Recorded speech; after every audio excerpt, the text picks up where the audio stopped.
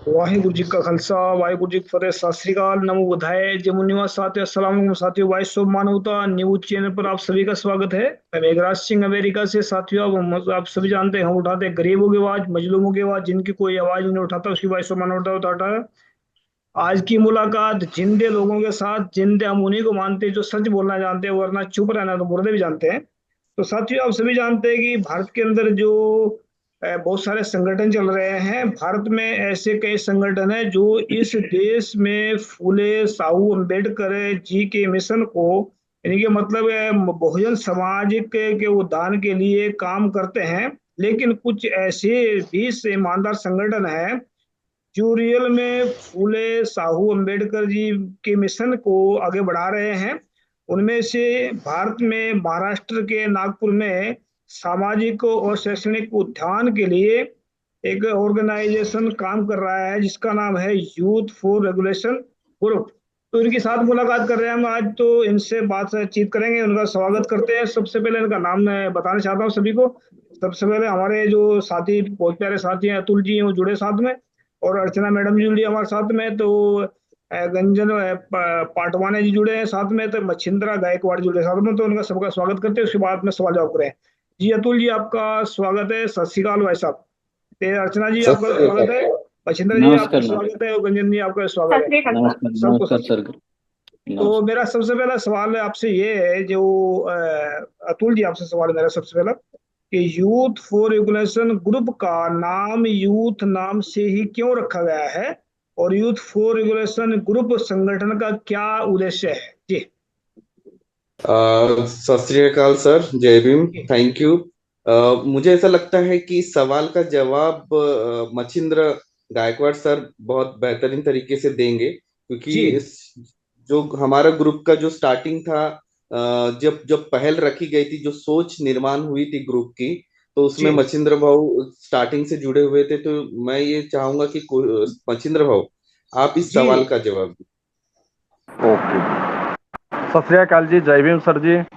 जी जय भीम, और सत श्री पहली अकाल। बात आपका आपका थैंक यू कि आपने हमको इस काबिल समझा कि आपके चैनल पे हम आ सके। जी, उसके लिए आपका धन्यवाद सर जी। नहीं तो ये यूथ काबिलियत फॉर तो आप लोगों के अंदर है, तभी हमने बुलाया आप लोगों को। और ये अतुल भाई साहब की, मतलब इनकी वजह से आप लोग जुड़ पा रहे हैं, हम सब जुड़ पा रहे हैं। तो ये आप लोगों की, हम लोगों की काबिलियत ही ऐसी है कि एक दूसरे से मिलना जुलना पड़ेगा और आगे बढ़ाना पड़ेगा इस काम को, क्योंकि बहुत समाज हमारा पीछे पड़ा है।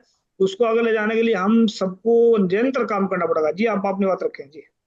अच्छा सर जी, यूथ फॉर रिवॉल्यूशन ये ग्रुप हमने तय किया था 2015 में। जी हाँ, तो यूथ ही क्यों नाम रखा? इस देश में अगर क्रांति लाना है, उसका नाम यूथ फॉर रिवॉल्यूशन था, यानी रिवॉल्यूशन लाना है हमें। और क्रांति लाना है तो यूथ अच्छे तरह से अपने बौद्धिक स्तर पे, अपने कुछ क्षमताओं के साथ यूथ ही रिवॉल्यूशन ला सकता है। इसलिए इसका नाम यूथ रखा है, यूथ फॉर। जी जी जी जी। अर्चना मैडम जी, आप इस पे कुछ बोलना चाहेंगे? इस क्वेश्चन के ऊपर आप कहना चाहेंगे कुछ? नहीं सर, गायकवाड़ सर ने जो कहा बिल्कुल सही कहा। यूथ अगर आगे आ जाएंगे तो इस नाम के लिए और भी बहुत सही तरीके से काम कर पाएंगे। जी पाटवानी जी, आप कहना चाहते हैं कुछ इसके ऊपर, कुछ अपनी तरफ से टिप्पणी करना चाहते हैं? हाँ सर। जी हाँ नमस्कार। जी नमस्कार। ऐसा है कि यूथ को सही गाइडेंस और यूथ को मार्गदर्शन दे सकता है, इसलिए यहाँ यूथ ज्यादा जोड़ते हैं। और सॉरी, यूथ को आगे बढ़ाना अभी जी ये आवश्यकता है कि अपने समाज के बंदों को किसी भी क्षेत्र में उनको मोटिवेट करना या गाइडेंस करना, करियर गाइडेंस हो या कुछ इस तरह की सी उनको फुले शाहू, डॉक्टर बाबा साहब अम्बेडकर, इनके विचारों का ऐसा बोले जा सकते हैं कि उनको उनके विचार समझा के देना। और जब उनको विचार समझेंगे तो वो हमारे यूथ के साथ जुड़ के और एक कड़ी जुड़ेगी और यूथ जी और आगे बढ़ेगा। जी यही जी मैं कहना चाहूंगा। जी अतुल जी, मतलब जैसे यूथ की बात कर रखी है हमने, यूथ जो है, यूथ आपका मतलब ये 10 साल से 50 साल का कोई इतना का हेरफेर है इसमें, कि इसमें यूथ सिर्फ नाम ही यूथ है, कि इसमें इनके नहीं उम्र का कुछ ऐसा कुछ है इसमें फंडा कि भाई इतनी उम्र से इतनी उम्र तक का इंसान इसमें शामिल हो सकता है? नहीं नहीं नहीं नहीं, अ, ऐसा कुछ फंडा नहीं है। इसमें 80 साल तक के भी अपने साथ ज्वाइन है, रिटायरमेंट पर्सन ज्वाइन है, और जी। यूथ के साथ कंधे से कंधा मिलाकर 70 साल के एज वाले भी हम हमारे ग्रुप में शामिल है और अच्छे से वर्क करते हैं। हाँ अतुल जी, क्या क्या कहना चाहेंगे इसके ऊपर आप? जी बिल्कुल, मेरा ये कहना है कि जब इसकी शुरुआत हुई थी तब जी। हम लोग सब यंग जनरेशन ही थी, मतलब एक शिक्षा ग्रहण कर रहे थे। हम लोग जी। उस समय कॉम्पिटिटिव की स्पर्धात्मक परीक्षा की तैयारी में लगे हुए थे। सिर्फ उनमें से एक मच्छिंद्र गायकवाड़ सर ही थे जो उस समय पोस्टेड थे, वर्किंग थे गवर्नमेंट जॉब पर।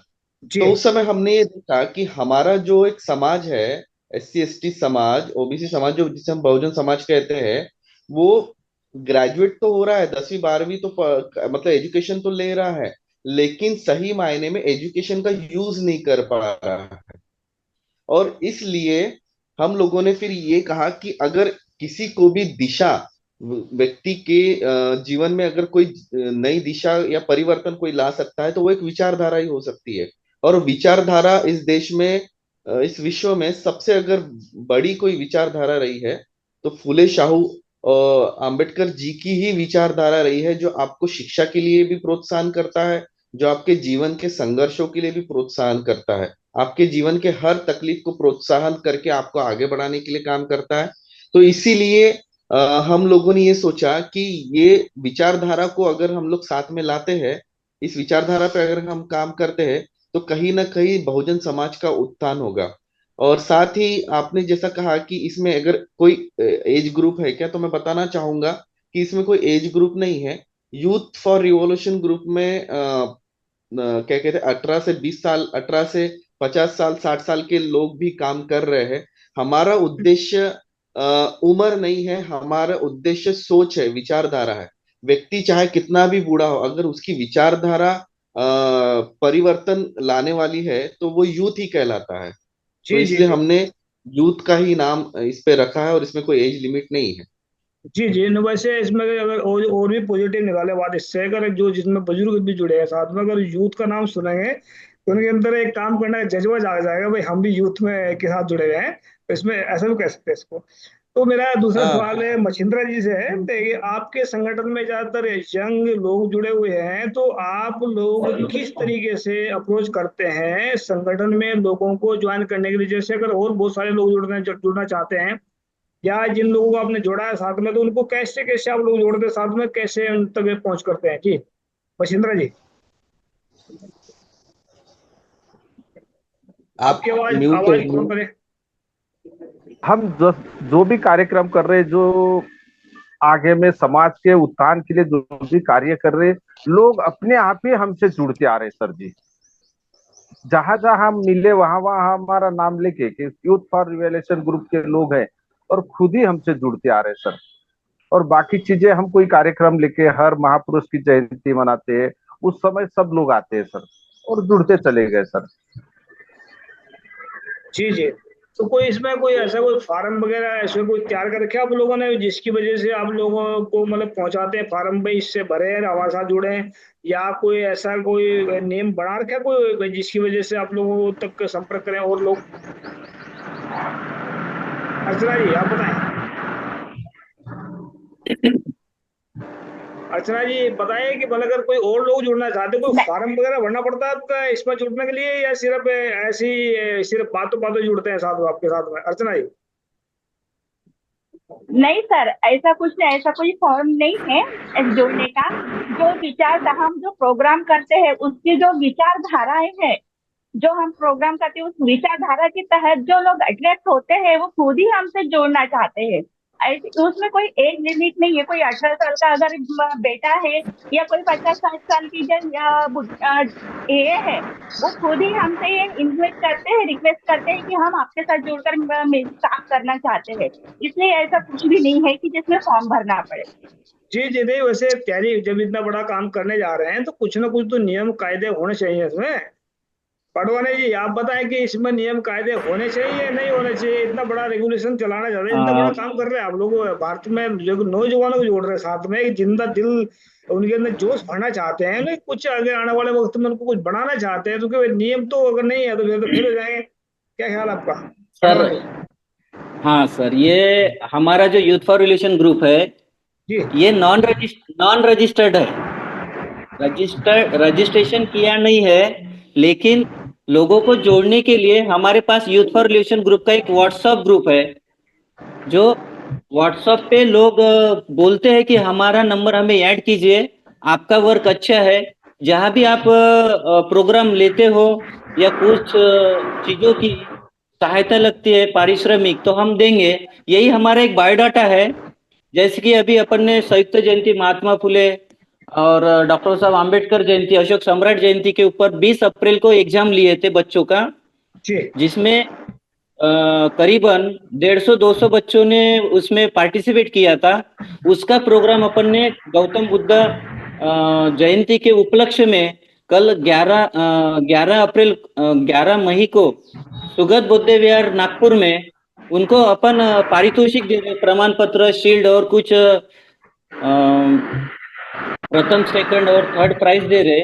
तो इससे लोग प्रोग्राम में आते हैं, और जिन लोगों को लगता है कि हम इनसे प्रेरित हो गए और हमें कुछ समाज के लिए करना है, तो वो लोग चाहते हैं कि ये यूथ फॉर रिवॉल्यूशन की जो टीम है बहुत अच्छा वर्क करती है, पेपर अरेंज करती है, पेपर के माध्यम से 7 साल के बच्चे से लेकर, जिनको पढ़ना आता है, जिन बच्चों को उन बच्चों से लेकर तो 70-80 साल के एज तक अपन वो पेपर प्रोवाइड करते हैं।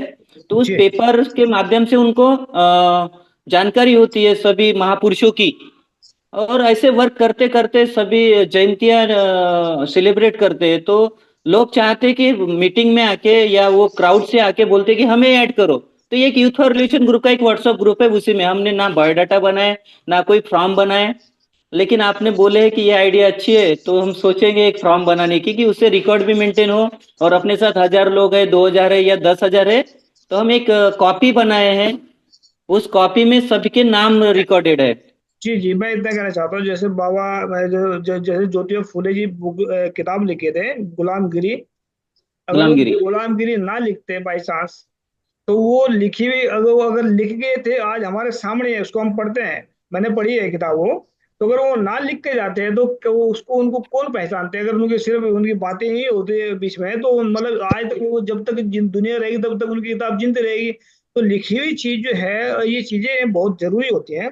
तो मैं चाहूंगा भाई अतुल जी से बात करना चाह रहा, अतुल जी मेरा क्वेश्चन आपसे है, यूथ फॉर रेगुलेशन ग्रुप अब तक कितने क्षेत्रों में काम कर चुका है और किस तरीके से काम करता है, इसके बारे में संक्षिप्त मैंने मतलब खुली जानकारी दें जी। अतुल जी। जी बिल्कुल सर। पहली बात तो मैं आपके पुराने क्वेश्चन को थोड़ा मैं उस पे रोशनी डालना चाहूंगा।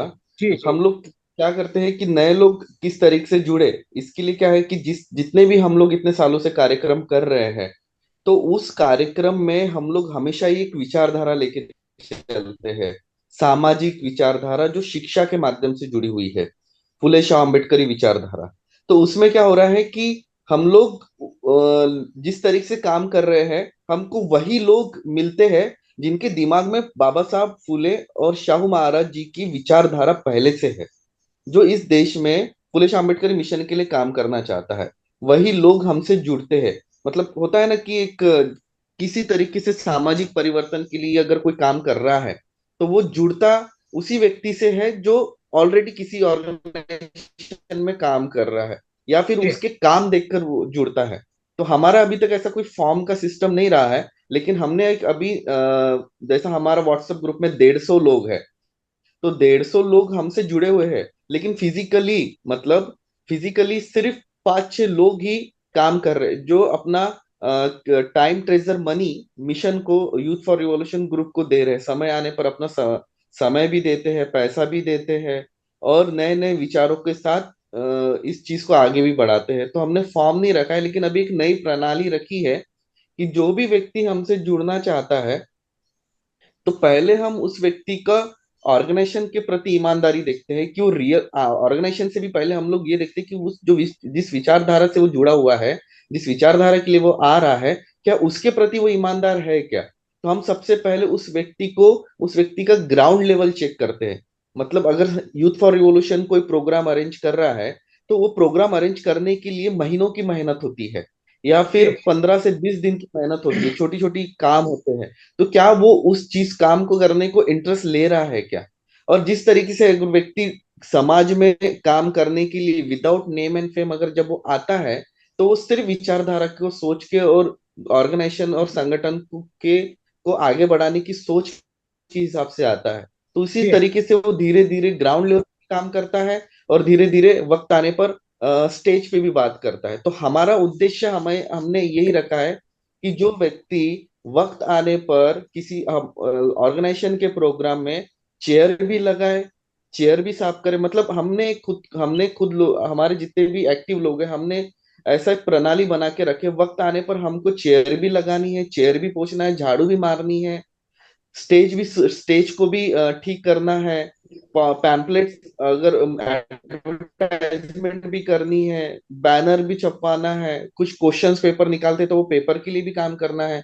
वक्त जी आने पर हमको गेस्ट भी बनना है, और वक्त आने पर हमको स्पीकर भी बनना है, हमको होस्ट भी बनना है। जो रोल मिले यूथ फॉर रिवॉल्यूशन या फिर समाज को बढ़ाने के लिए, विचारधारा को बढ़ाने के लिए जो रोल मिले वो वक्त पे करना है।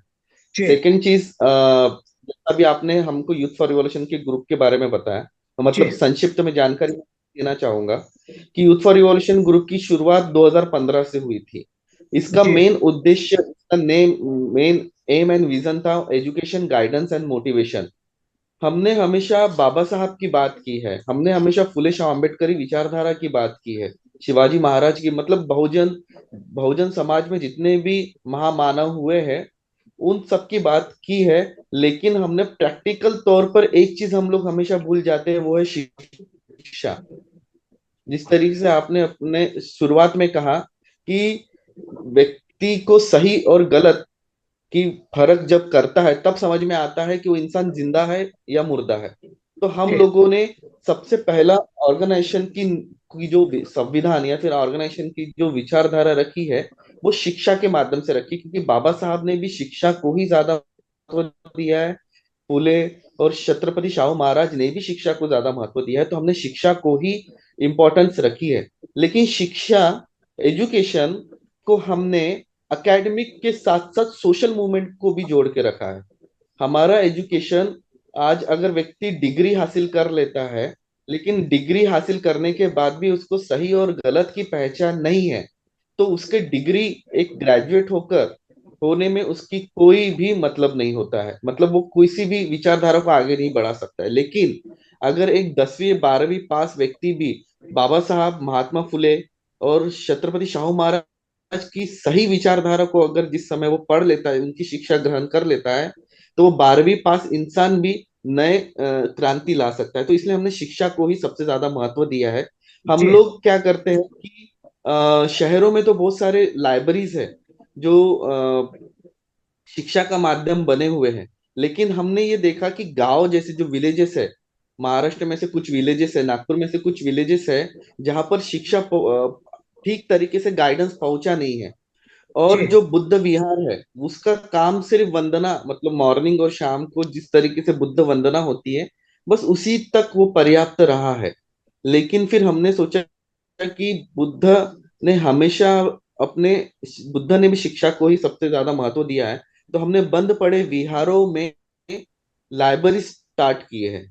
जितने भी कुछ गांव के कुछ जो लोकल कोऑर्डिनेट्स होते हैं उनके साथ कांटेक्ट करके उनके सपोर्ट से हमने लाइब्रेरी शुरुआत की। जो लोकल बच्चे थे जिनको एजुकेशन के बारे में, जिसको स्पर्धात्मक परीक्षा के बारे में पता नहीं था, उनको हमने बुक्स प्रोवाइड किए। उनको हमने वक्त वक्त पे जाके मोटिवेशनल एजुकेशन से रिलेटेड गाइडेंस प्रोग्राम हमने उनको दिए। तब जाके धीरे धीरे इस तरीके से हमने तक 4 से 5 जगह अभी लाइब्रेरी हमने स्टार्ट कर चुके हैं। जी सेकेंडली, हम लोग उस लाइब्रेरीज में एग्जाम कंडक्ट करते हैं। जितने भी महापुरुष होते हैं हमारे समाज में, जितने महापुरुष हुए हैं, उनके जयंती के उपलक्ष्य में हम लोग उनके जीवन पर कुछ क्वेश्चंस तैयार करते हैं। उनको पहले क्वेश्चंस उनको उनके जो आंसर्स है, जो क्वेश्चंस है, वो उनको हम कहते हैं कि आप पढ़ लीजिए, महापुरुष की जीवन का स्टडी कर लीजिए, उस पर आपको क्वेश्चन पूछे जाएंगे। उस तरीके से हम लोग उनसे एग्जाम लेते हैं, एग्जाम कंडक्ट करते हैं। और वो एग्जाम में जो व्यक्ति, जो विद्यार्थी प्रथम, द्वितीय और तृतीय आता है, उसको हम पुरस्कार भी देते हैं, यूथ फॉर रिवॉल्यूशन तरफ से सर्टिफिकेट भी देते हैं। इसके पीछे जी उद्देश्य ये है सर कि महापुरुषों की जानकारी, महापुरुषों के बारे में इंफॉर्मेशन, इतिहास को जानने के लिए हमें महत्वपूर्ण है, इतिहास को पढ़ना पड़ेगा। हम उनसे, उनके जीवन के जो इतिहास है उनको पढ़ने के लिए एग्जाम कंडक्ट करते हैं, और धीरे धीरे फिर वो लोग, बच्चा फुले शाह अम्बेडकरी विचारधारा से जुड़ता भी है, उन्हें पढ़ता भी, और साथ में खुद के करियर को डेवलप भी करता है। तो इस तरीके से हमने लाइब्रेरी स्टार्ट की है। जी सेकेंडली, हमारा ये होता है कि महापुरुषों की जो जयंतियां होती है, सभी महापुरुष, फिर वो तथागत गौतम बुद्ध से लेकर कांशीराम साहब तक क्यों ना हो, हम सभी महापुरुषों की जयंतियां अलग अलग विहारों में, अलग अलग क्षेत्रों में, अलग अलग एरियाज में हम लोग सेलिब्रेट करते हैं। वहां के लोगों को एकत्रित करके हम उनकी जीवन के बारे में जानकारी देते हैं। हम बताते हैं कि आज हम लोग जो जिस मुकाम में पहुंचे हैं, उनमें सभी महामानवों का, सभी पुरुषों का बहुत बड़ा योगदान है, तब जाके हम लोग शिक्षा ग्रहण कर पा रहे हैं। तो जी महापुरुषों की, सभी महापुरुषों की जयंतियां हम लोग सेलिब्रेट करते हैं अलग अलग एरियाज में। जी अभी तकरीबन 10 सालों से हम लोग हर साल कैलेंडर छपवाते हैं। कैलेंडर में जिस तरीके से हम लोग देखें कि इस देश में ब्राह्मणी कल्चर ने बहुत ज्यादा जहर उगला है, और उन्होंने अपनी मीडिया, अपने पेपर्स, अपने हर तरीके की प्रचार माध्यम से इस देश के लोगों का दिमाग खराब किया है। और उसी वजह से हमारे जो समाज के जो इतिहास है वो लुप्त हुआ जा रहा है। तो कैलेंडर एक ऐसी चीज होती है जो जो हर घर में हर व्यक्ति प्रतिदिन देखता है। तो हमने हमेशा कैलेंडर में देखा है कि कैलेंडर में अलग अलग धार्मिक चीजें से लेकर बेबुनियादी बातें हमेशा लिखी रहती थी। जी तो उस वजह से हमने कैलेंडर में, हमने दिनांक तो डाले, लेकिन ऊपर का जो फ्रंट है उसमें हम लोगों ने जितनी भी इस देश में लुप्त हुई जो बुद्ध लेनिया है, जो लोगों को पता ही नहीं है, उसके बारे में हम लोग इंफॉर्मेशन वो बाय फोटोस, एड्रेस के साथ हम लोग डालते हैं, ताकि लोग वहां तक पहुंचे। लुप्त हुई बुद्ध लेनिया को हम लोग छापते हैं। सेकेंडली, संविधान के जितने भी आर्टिकल्स है, फंडामेंटल राइट्स, फंडामेंटल ड्यूटीज, जो लोग पढ़ते नहीं है, संविधान को समझते नहीं है, उसकी जानकारी हम लोग देते हैं। भीमा कोरेगांव जैसा जो महान युद्ध इस देश में आजादी के लिए, मतलब हजारों सालों की गुलामी को दूर फेंकने के लिए जो लड़ा गया था भीमा कोरेगांव, उसकी इंफॉर्मेशन रहती है, संविधान की इंफॉर्मेशन रहती है। अभी सरकार द्वारा SC ST OBC समाज के बच्चों के लिए, शिक्षा के लिए जिस तरीके से वो लोग अ, योजनाएं लाती है, वो योजनाएं हम लोग वहां पे उसकी इंफॉर्मेशन डालते हैं।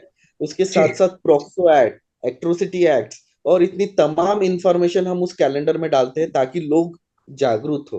तीसरी जी चीज की, हम लोग धम्म चक्र अनुवर्तन दिवस के अवसर पे, बाबा साहब ने जो नागपुर में धम्म दीक्षा दी थी, उस धम्म दीक्षा के अवसर पर नागपुर में लाखों का सैलाब आता है।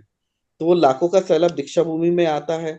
दीक्षा भूमि में अलग अलग तरीके के स्टॉल लगते हैं। तो हम लोग यूथ फॉर रिवॉल्यूशन ग्रुप की तरफ से वहां एक स्टॉल लगाते हैं किताबों का। एक जी उसमें एक प्रश्न, उस पर एक उत्तर, और सही उत्तर देने पर फ्री किताब।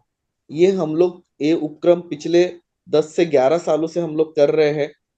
6 से 7 हजार किताबें उस समय हम लोग वहां पे बांटते हैं फ्री में। लेकिन जी उसका तरीका इस तरीके से होता है कि वहां पे जो लाखों लोग आते हैं, उनसे हम लोग महापुरुषों के जीवन पर सवाल पूछते हैं, और जिस व्यक्ति ने उस सवाल का सही जवाब दिया, उस व्यक्ति को हम लोग किताबें फ्री में देते हैं। और किताबें भी कौन सी? महापुरुषों की। जिस जी तरीके से जी मैंने कहा, तथागत गौतम बुद्ध से लेकर कांशीराम साहब तक सभी महापुरुषों की किताबें हम लोग फ्री में वहां पे लोगों को देते हैं। जी इस तरीके से, और हम लोग जिस एग्जाम भी कंडक्ट करते हैं, लाइब्रेरीज को हम लोग सक्सेसफुली अभी चला रहे हैं। और अनगिनत कार्य हम लोग कर रहे हैं यूथ फॉर रिवॉल्यूशन के माध्यम से। मैं चाहूंगा जी कि मच्छिंद्र भाऊ भी इस पर अपनी बात रखें। जी जी। मच्छिंदर जी, आप भी बताएं इसके बारे में कुछ, क्या कहना चाहते हैं? आप अपना स्पीकर ऑन करें।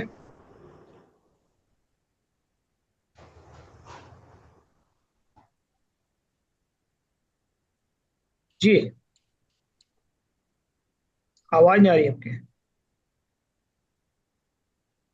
हाँ सर, अभी होगा। हाँ बताइए।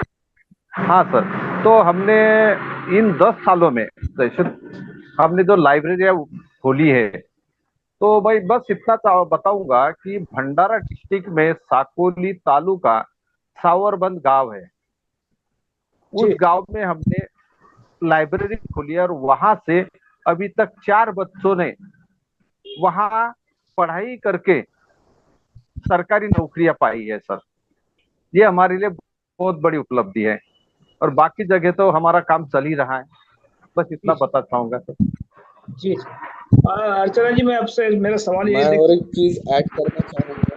जी मैं एक चीज और ऐड करना चाहूंगा सर, कि हमने 3 मंत्र भी रखे हैं, मतलब 3 हमारे जो एम एंड विजन के हिसाब से करे हम लोग, जो उसमें जो गाइडेंस है, तो हम लोग गाइडेंस 3 प्रकार से देते हैं: एकेडमिक, कॉम्पिटिटिव और बिजनेस स्टार्टअप। एकेडमिक इसमें की 10वीं 12वीं, जो बच्चे 10वीं में जिस तरीके से पढ़ाई करते हैं, या शिक्षा, स्कूलिंग जो पढ़ाई होती है, तो उसमें किस तरीके से कौन सा कोर्स लेना चाहिए 10वीं के बाद, किस क्षेत्र में आप जाओगे तो आपको अपने करियर को बेहतर बनाने के लिए सफलता मिलेगी।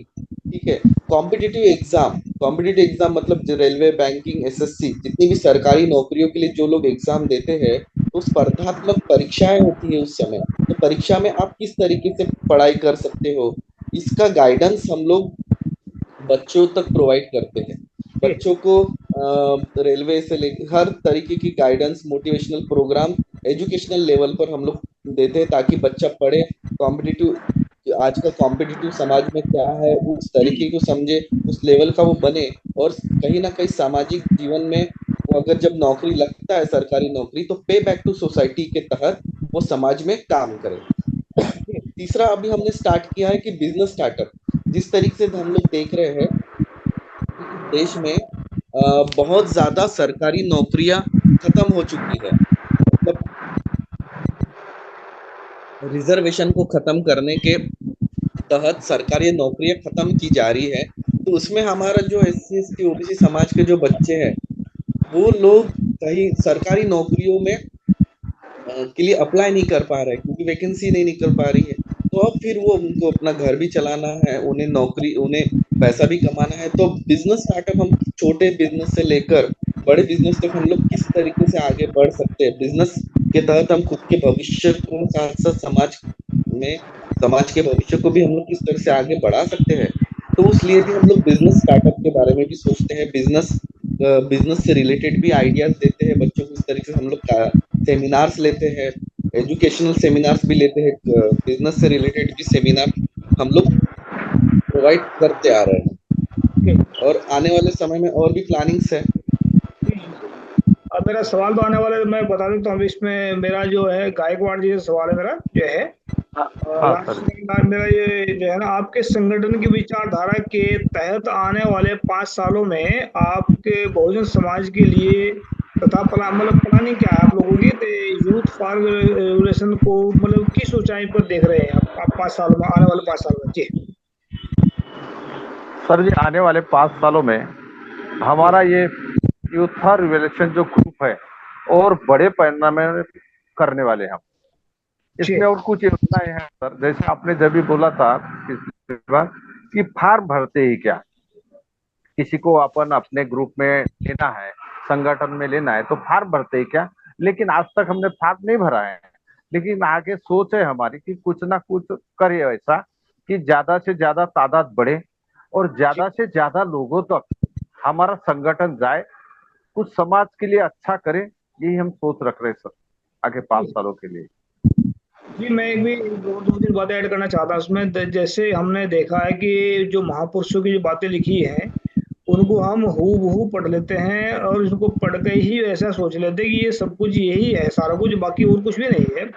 वो जितने भी महापुरुषों की बातें लिखी है वो अंतिम ज्ञान नहीं है, वो ज्ञान का शुरुआत है।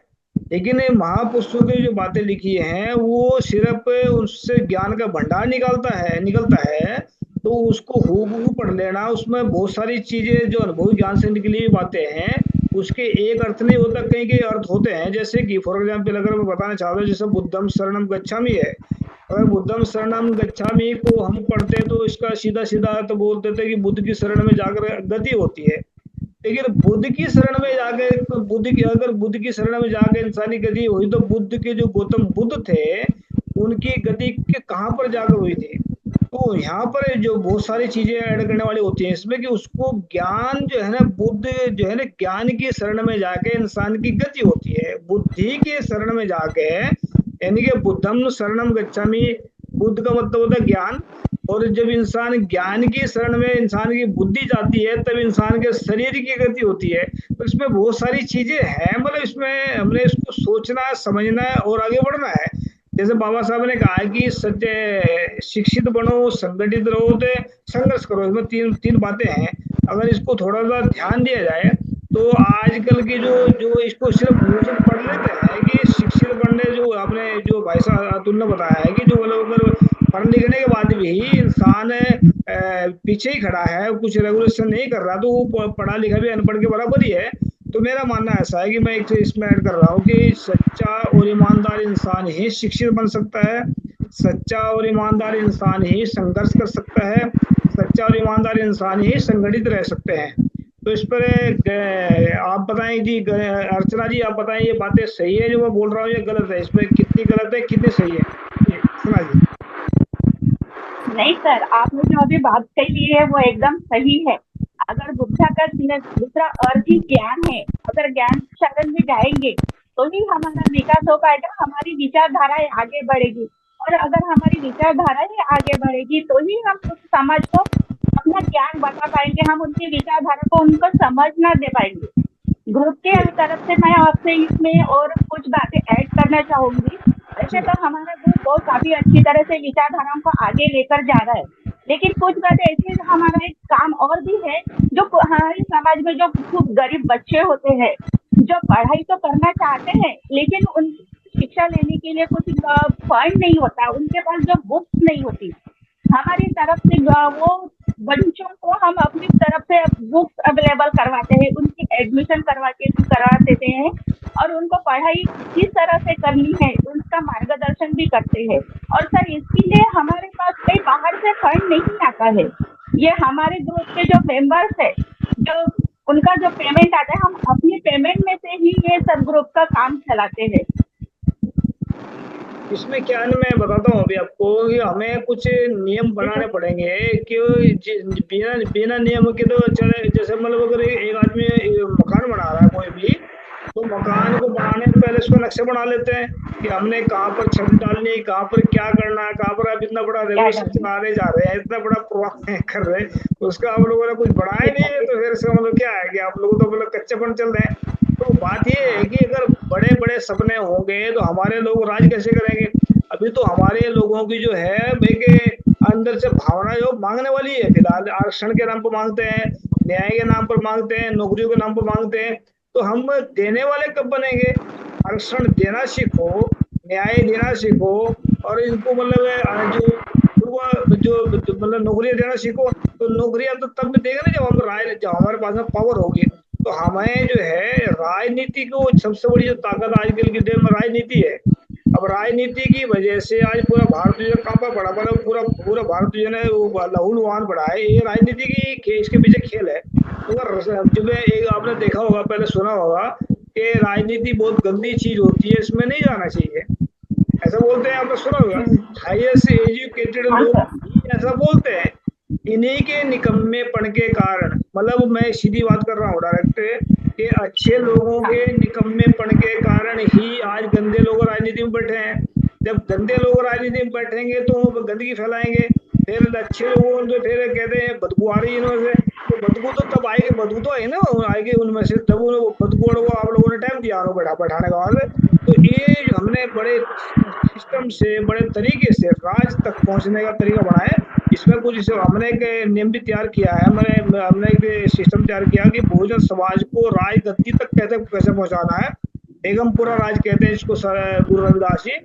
बेगमपुरा शहर को ना हो, बेगम का मतलब है जहां पर गम ना हो, जहां पर सिर्फ कोई किसी को परेशान न करता हो, जात पात के नाम पर छेड़ता ना हो किसी को, कोई लड़की को परेशान न करता हो, कोई कर्ज ना लेता हो, कोई देता ना हो किसी को, बेगम जहाँ गम ना हो। तो ऐसे राज की कल्पना करना, इसके लिए फिर नींव रखनी पड़ेगी सही, फिर हमें साथ में जोड़ के चलना पड़ेगा, नियम बनाने पड़ेंगे, कायदे कानून बनाना पड़ेगा, तभी कोई नियम के अंदर चलता है हर चीज का जो है ना। अगर कोई बड़ा काम करना है तो बड़ा काम करना पड़ेगा, तो बड़े काम के लिए कुछ जड़ मजबूत करो, ताकि मतलब एक महल खड़ा करना जो हमने, तो फिर तो मजबूत तो करना पड़ेगा ना। तो गायकवाड़ जी आप क्या कहना चाहेंगे इसके ऊपर, जो मैंने जो बातें रखी हैं ये कहाँ तक गलत है कहाँ तक सही है जी? शांतनु सर जी बताएंगे। पाटवानी जी बताइए, आप बताइए जो मैंने बातें बोली हैं अभी तक, ये इनमें कितनी गलत है और कितनी सही है? नहीं सर, आपकी बात पूरी सही है। जब तक कि अपन राजनीति में गढ़ नहीं बना पाते तब तक कि अपन तो बच्चों को ड्यूटी नौकरियां नहीं दे पाएंगे। जी राजनीति गंदी है तो ऐसा है कि हमने सामाजिक क्षेत्र में यानी पॉलिटिक्स में अभी तक के ध्यान दिए ही नहीं। ग्रुप ये है, उसमें ऐसा था ना, ऐसा हुआ ना कि जिन लोगों को राजनीति चाहिए थी उन्होंने गंदगी फैला करके, उनको राजनीति गंदी चीज होती है, वो खुद तो चले गए वहां पर, हमें अगर लात मार के पीछे बढ़ा दिया तो उनकी पॉलिटिक्स गंदी भी चीज है और अच्छी भी चीज है कि जो अच्छा पॉलिटिक्स करता है उसके लिए अच्छी है। बट हमारा जो यूथ है, इस यूथ ने पॉलिटिक्स में अभी तक कदम नहीं रखे हैं। जो रखे हैं कदम की सिर्फ बच्चों का करियर और बच्चों को मोटिवेशन करना, गाइडेंस करना, इसी क्षेत्र में हेल्प करता है। राजनीति में हमारे यूथ से किसी ने कदम ही नहीं लाए हैं अभी तक, तो इस बारे में तो मैं कुछ बोलना ही नहीं चाहूंगा। जी नहीं इसमें क्या है, देखो फंड सबसे पहले जो है ना फाइनेंशियली जो हमारे लोगों फाइनेंशियली, हाँ, तो वो फाइनेंशियली जो है हमारा ग्रुप को बढ़ाने के लिए हम फाइनेंशियली क्या करते हैं कि जो हम जिस वर्ग के है, बिजनेस वर्ग के हमारे ग्रुप में है, एक्टिव मेंबर्स है या हम नौकरी पाने वाले हैं, तो हम मंथली कंट्रीब्यूशन करते हैं इस वर्क को चलाने के लिए, यूथ को। ये कोई भी यूथ या कोई ग्रुप या कोई संस्था चलाने के लिए आपकी सही बात है कि फंड की बहुत आवश्यकता होती है। तो ये फंड की आवश्यकता होती है। तो हम मैं कई ऐसे छोटे छोटे प्लान्स होते हैं कि मैं कई बार बोलता हूँ कि अपन छोटा मोटा बिजनेस करते हैं खुद ही। कैसा है, जो अच्छी चीज होती है कि संस्था जो अच्छी चल रही है उसको कोई कितना भी फंड मांगेगा कि भाई हमें ऐसा काम करना है, 5,000 10,000 दो, कोई पॉलिटिकल व्यक्ति आके देता नहीं है। हम ही गरीब व्यक्ति को बुक्स प्रोवाइड करते हैं या किसी को साइकिल की आवश्यकता है वो करते हैं। दूसरा कि छोटे छोटे बिजनेस के बारे में हम सोच रहे हैं, जैसा पानी का बिजनेस हो, पानी बोतल का, इस टाइप से छोटे छोटे बिजनेस के बारे में मैं कई बार ग्रुप में बोला हूँ कि अपन अपने ग्रुप से जैसा आजकल कुछ तो करे कि अपने पास खुद ही फंड है और हम ही कुछ देने लायक हो, बच्चों को बिजनेस देने लायक हम ही खुद हो, रोजगार हम खुद दे। इस बारे में हम खुद, ऐसा ज्यादा कुछ नहीं है, करना चाहे तो संघर्ष किए तो सब कुछ हो सकता है। फंड की तो आवश्यकता रहेगी सर, देश के लिए सिस्टम जो हम, और ये जी आने वाले 5 सालों में आपका ये क्वेश्चन था कि आने वाले 5 सालों में आप अपनी क्या बुनियाद रखते कि आपका यूथ कहाँ यानी कहाँ पाते हैं। तो हम आने वाले 5 साल में यही यहाँ पर रुके नहीं है कि गांव गांव से लेकर पूरे महाराष्ट्र में हमारे यूथ फॉर रिलेशन का नाम हो, और यूथ फॉर रिलेशन से लोग हमारे विचारधाराओं से, हमारी विचारधारा उनको अच्छी लगी तो हमारे साथ जुड़े, और हम जो वर्क कर रहे हैं तो वो लोग जब जुड़ेंगे तो फंड ऑटोमेटिकली आ जाएगा और यूथ आराम से आगे बढ़ेगा। जी तो जी क्यों 5 साल में ऐसा नहीं हो सकता कि आपका यूथ जो है आपके जो है राजनीति में प्रधानमंत्री कुर्सी पर बैठा जाकर ऐसा काम नहीं कर पाएंगे? बस मुख्यमंत्री बन जाए सर। मैं इस पे नहीं, बोलना चाहूंगा कि जी जी सबसे बताइए। पहले कि यूथ फॉर रिवॉल्यूशन ग्रुप ये पे बैक टू सोसाइटी मिशन के तहत काम करता है। सेकेंडली, नागपुर में ऐसे या नागपुर में कहो या भारत में ऐसे कई संगठन है जो इस लेवल पे काम कर रहे हैं। मैं ये नहीं कहता कि यूथ फॉर रिवॉल्यूशन ग्रुप सबसे बड़ा है, सबसे बेहतर काम कर रहा है, वही एक अच्छा काम कर रहा है, बाकी ऑर्गेनाइजेशन बुरे काम कर रहे हैं, ऐसा नहीं है। हम लोग एक सभी जितने भी ऑर्गेनाइजेशन काम कर रहे हैं, ईमानदार ऑर्गेनाइजेशन की बात कर रहा हूँ मैं, जितने भी ईमानदार ऑर्गेनाइजेशन काम कर रहे हैं उनमें एक और ईंट आगे बढ़ाने का काम हमारा ऑर्गेनाइजेशन भी कर रहा है। उन्हीं के साथ उन्हीं के तरीके से हम भी काम कर रहे हैं, तो हमारा ऑलमोस्ट मिशन जो है वो पे बैक टू सोसाइटी है। सेकेंडली कि हमारा नॉन पॉलिटिकल नॉन रजिस्टर एक ऑर्गेनाइजेशन है। बाबा साहब ने जिस तरह से कहा था कि अगर समाज को आगे बढ़ाना है तो अपने पेमेंट का, अपनी सैलरी का 20% आपको पे बैक टू सोसाइटी मिशन में देना पड़ेगा। हम लोग 20% तो नहीं दे पाते हैं, लेकिन हमारे सैलरी का 5% हम लोग ऑर्गेनाइजेशन में देते हैं। और जैसी कि आपने बात कही, सबसे पहले बाबा साहब ने जो कहा था, शिक्षित बनो, संगठित बनो और संघर्ष करो। आज हमारा समाज शिक्षित ही नहीं हुआ है। शिक्षा का माध्यम, शिक्षा का जिस शिक्षा की मैं बात कर रहा हूँ, मैंने जब भी बताया, तो शिक्षित ही पूरे तरीके से नहीं बना है। तो वो ना ही संगठित हो पा रहा है और ना ही संघर्ष कर पा रहा है। जिस तरीके से आपने बात कही कि पॉलिटिकली, तो पॉलिटिकली व्यक्ति तभी आगे बढ़ पाएगा या सत्ता में अगर आगे तब बढ़ पाएगा या समाज को तभी आगे बढ़ पाएगा जब वो सच्चा और ईमानदार होगा। मैं हमेशा कहता हूँ कि हर व्यक्ति, चाहे बाबा साहब का नाम क्यों ना ले ले, फुले साहब का नाम ले ले, अगर वो पॉलिटिक्स में आगे बढ़ता भी है, लेकिन अगर वो कैडराइज पर्सन नहीं है, मतलब एक प्रशिक्षित फुले शाह अम्बेडकरी मिशन का प्रशिक्षित व्यक्ति नहीं है, तो वो आने वाले समय में बेईमान ही होगा। समाज के प्रति भी बेईमान होगा और देश के प्रति भी बेईमान होगा। इसलिए पॉलिटिक्स भी, मैं नहीं कहता कि पॉलिटिक्स बहुत ही अच्छी भी है या बुरी भी है, मेरा उसमें कुछ नहीं है। वो पॉलिटिक्स ऐसी है कि व्यक्ति जिस तरीके से ईमानदारी से आगे चलाना चाहे, पॉलिटिक्स उन लोगों के लिए अच्छी है, और अगर वो बुरी चलाना चाहे तो बुरी भी है। तो सिंपल बात यही है, पहले हमारा सबसे मेन उद्देश्य शिक्षा। शिक्षित अगर अच्छा एक व्यक्ति, सच्चा और ईमानदार व्यक्ति अच्छा शिक्षित हो, सही और गलत का फर्क समझे, एक रियल ईमानदार व्यक्ति जब बने, तो वो पॉलिटिक्स में भी जाएगा, और कहीं ना कहीं जब पॉलिटिक्स में जाएगा तो कहीं ना कहीं वो सिस्टम को भी चेंज कर पाएगा। जी लेकिन हमारे समाज में इतने सही लोग, इतने लोग आगे बढ़ गए हैं जो शिक्षित तो बने हैं लेकिन ईमानदार नहीं, उस वजह से पॉलिटिक्स को खराब कर रहे हैं। सेकेंडली, 5 सालों में हम लोग आने वाले समय में खुद यूथ फॉर रिवॉल्यूशन को देखिए, हम लोग यूथ फॉर रिवॉल्यूशन की जो विचारधारा है, जिस सोच के साथ हमने तैयार की है, जिस तरह से हम काम कर रहे हैं, हम लोग यही देखते हैं कि आने वाले समाज, आने वाले 5 सालों में इस देश में सामाजिक जो समता मूलक समाज है, जो एजुकेशनल लेवल पे जो बाबा साहब ने कहा है, इक्वलिटी, जस्टिस एंड फ्रेटर्निटी, इस 3 उद्देश्य को हम लोग आगे बढ़ाना चाहते हैं। हमारे संगठन का उद्देश्य भी वही है, विचारधारा भी वही है कि 5 साल हम लोग यही देख रहे हैं कि आज जिस लेवल पे हम लोग कहीं ना कहीं एक थोड़े कम लेवल पे हम लोग काम कर रहे हैं, जी तो आने वाले 5 साल में इस लेवल को बढ़ाया जाए, जी जी और इस लेवल के तहत हम लोग एजुकेशनल इस पे भी काम करें। आने वाले समय पे भी हम लोग इस पे, और जिस तरीके से हम लोग अभी आज काम कर रहे हैं, उस लिए अदर अदर ऑर्गेनाइजेशन ने भी हमको 3 यूथ फॉर रिवॉल्यूशन को 3 अवार्ड, अब तक 3 अवार्ड मिल चुके हैं। 3 अवार्ड से यूथ फॉर रिवॉल्यूशन को नवाजा गया है।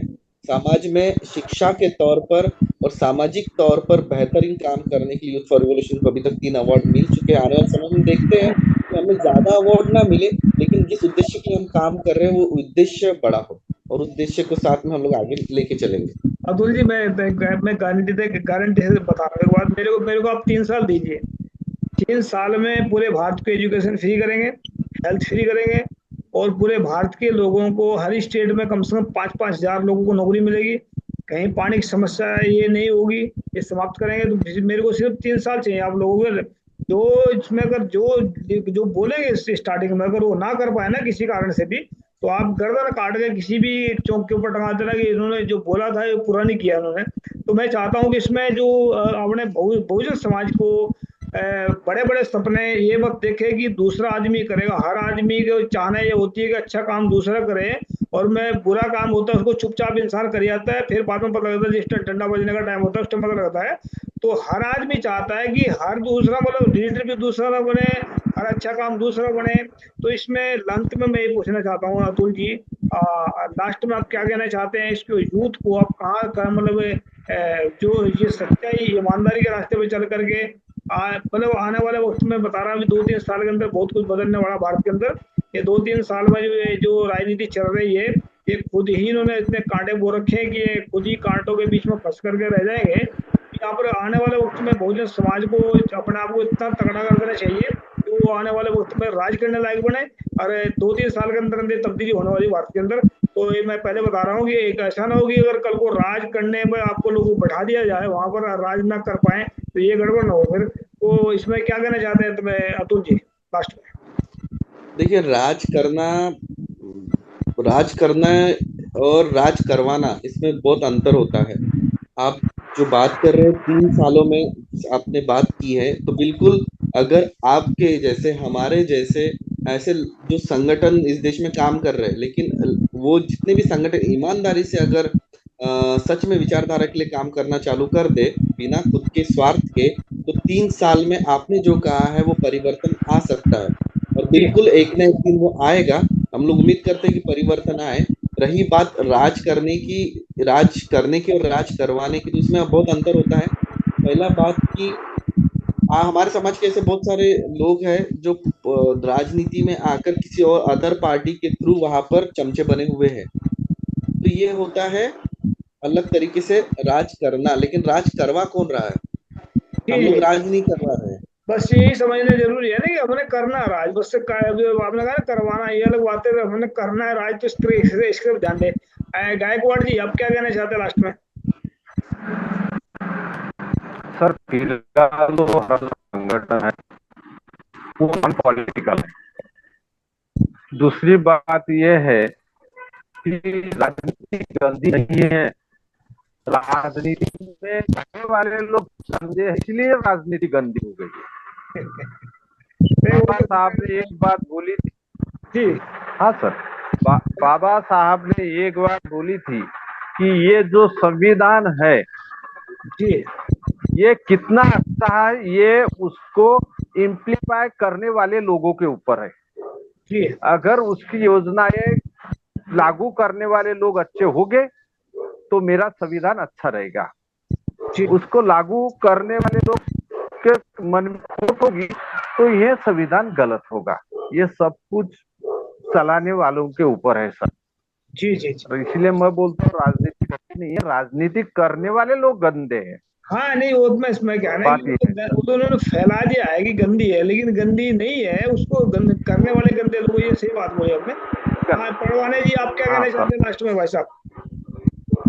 मैं सबसे लास्ट में यही कहना चाहूंगा कि इस आपके न्यूज चैनल के माध्यम से अभी हमारा ग्रुप, जैसे आप, हमारे ग्रुप का नाम यूथ फॉर रिलेशन पे बैक टू सोसाइटी, ये इस एम से चलता है, एजुकेशन गाइडेंस एंड मोटिवेशन।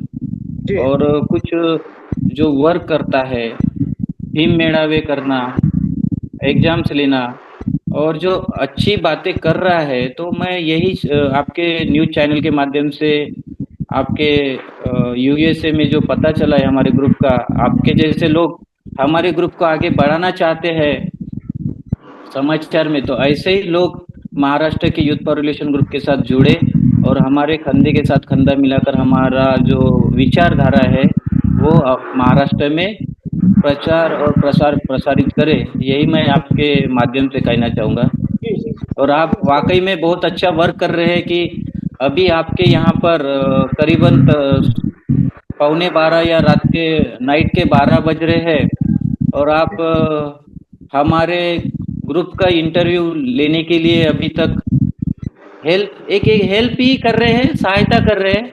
ये बहुत अच्छी बात लगी मुझे।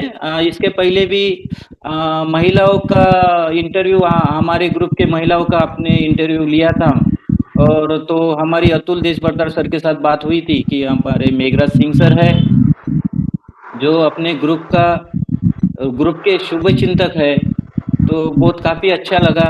आज भी मैं आप इस माध्यम से मेरी आपसे मुलाकात हुई, यही मैं कहना चाहूंगा। जी जी, शुक्रिया इसके लिए आपका, धन्यवाद। मैं दरअसल मैं ये कहना चाहता हूँ, मैं कोई यहाँ पर रात को जागकर एहसान नहीं कर रहा हूँ, अपना इंसानियत नहीं का नहीं, फर्ज निभा रहा हूँ और अपने हाँ लोगों भाई, के लिए काम करना चाहता हूँ, अपने लोगों को आगे बढ़ाना चाहता हूँ। जिस राज्य को हम खो लिया, हमारा राज्य 2-3 हजार साल पहले ले लिया था लोगों ने, उस राज्य को वापस से लेना चाहते हैं हम, और उस राज्य को करना चाहते हैं। अर्चना मैडम जी क्या कहना हाँ। चाहती हैं? अब लास्ट में इसमें कुछ बातें कुछ ऐड करना चाहती हैं, बताएं जी। ऐसा तो मैं वाहे गुरु के आशीर्वाद से और आपके आशीर्वाद से यूथ फॉर रिवोल्यूशन ग्रुप का कार्य आसमान की ऊंचाई तक छुए और आप हमारी प्रेरणा बने और आप हमारे ग्रुप को मोटिवेट करें। बस इतना ही मैं आपसे आखिरी लास्ट में कहना चाहूंगी।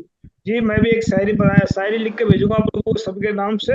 वैसे मैं शायरी बोल देता हूँ यहाँ पर कि यूथ फॉर बोलिए बोलिए। रेवोल्यूशन अगर जुबान के पक्के, ईमान के पक्के, वक्त के पक्के होके चलेंगे तो एक दिन राज भी करेंगे और इस भारत को आजाद भी करेंगे और एक दिन कामयाब भी होंगे। तो मैं इतना चाहता हूँ कि आप लोग जो है ना, सिर्फ सच्चाई ईमानदारी के रास्ते पे चलो, एक दिन काफिला होगा और नाम होगा और पूरे भारत में राज करेंगे। तो मैं इतना कहना चाहता हूँ बस कि आप लोग जुड़े हैं और जिस जज्बे से आप काम कर रहे हैं, उस जिंदे इंसान के अंदर जज्बा होता है। मरा होगा तो इंसान के अंदर कुछ नहीं होता। तो आप लोग जिंदे इंसान हैं, तो जिंदे उनको मानते हैं जो सच बोलना भी जानते हैं और वक्त पर आना भी जानते हैं। तो आप लोगों ने ये साबित कर दिया कि आप जिंदे हैं। तो इसमें प्रोग्राम में जुड़ने के लिए आपका, आप लोगों का शुक्रिया। रवाना जी आपका भी शुक्रिया, अर्चना जी आपका भी शुक्रिया, अतुल जी आपका शुक्रिया और गायकवाड़ जी आपका, तीनों का सबका शुक्रिया। Thank you thank so you, much सत सर। श्रीकाल। मैं शुक्रिया सर। धन्यवाद करना चाहूंगा कि आपने इस चीज का मतलब हमें, आपने एक इंटरव्यू के तहत यूथ फॉर रिवॉल्यूशन के काम को समझा, आपने दखल ली और आने वाले समय में साथ में मिलकर काम करेंगे भी। जी, ये तो शुरुआत है, ये तो शुरुआत है, ये तो अभी तो शुरुआत है। थोड़ी और पीछे बाकी है। आपने एक बात सही कही कि मैं यही कहना चाहूंगा कि हम ऑर्गेनाइजेशन चला रहे हैं, आप इतने रात तक जाग कर काम कर रहे हैं, तो हम कोई बड़ा काम नहीं कर रहे, हम अपनी समाज के प्रति अपनी सामाजिक जिम्मेदारी ही निभा रहे हैं। और जी इसी जिम्मेदारी के तहत हम लोग मरते दम तक करेंगे और बाबा साहब और फुले और छत्रपति शाहू महाराज और तमाम महापुरुषों की कार्यों को आगे बढ़ाते रहेंगे। जी, बहुत बहुत शुक्रिया आप सबका, धन्यवाद, शुक्रिया, सत श्रीकाल। धन्यवाद धन्यवाद। धन्यवाद। Megraj Singh has brought the solution to the problems of the whole world in the form of a book. Book number 1. What is the solutions to the serious disputes within families in the world? This book contains solutions to the problems of families all over the world and solutions to the problems of countries all over the world. Book number 2, How Will Human Around the World Lives Freely from Mental Slavery? This book contains solutions to the problems in the minds of atheists, theists, and people all over the world. Book number 3, We Will Eradicate Racism from the Entire World. In this book, racism is spread all over the world. Racism has made life difficult for people of almost the world. This book contains the solution to end racism. Book number 4, How Can Mankind Get Ultimate Happiness? Let's find out. In this book, people from all over the world can make their lives happy, and by solving the problems, ways have been explained in this book. Book number 5, How Poor Megraj Singh Became the King of Satyayog. This book contains 30 parts of the story related to the life of Megraj Singh, in which every word is full of truth. The people who read this book will never be disappointed in life and will never fail. After reading this book, all people will live life with self-respect and will be successful happily. Although there are many writers in the world, some write novels, some write poetry, some write common books, some write very big films. But Megraj Singh has taken up the task of writing books, keeping in mind the problems of humans all over the world. Have done.